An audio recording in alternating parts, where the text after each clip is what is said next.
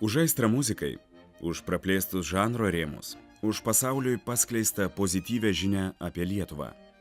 Jauno, 23 metų akordeonisto baigusių Londono Karališkąją muzikos akademiją, gastrolių sąrašas driekėsi nuo Berlyno ir Londono iki Jungtinių valstijų, Japonijos ir Korėjos. Pradėjęs groti vos 3, 8 ėmė rimtai mokytis muzikos. Baigė Šiaulių Sauliaus Sondeckio konservatoriją, išvyko studijuoti į Londono Karališkąją muzikos akademiją.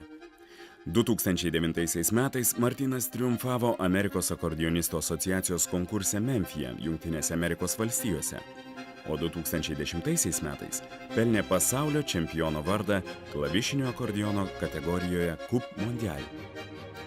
Viso pasaulio auditorijos lūžo nuo ovacijų po akordeono garsais skambančių Lady Gagos dainų.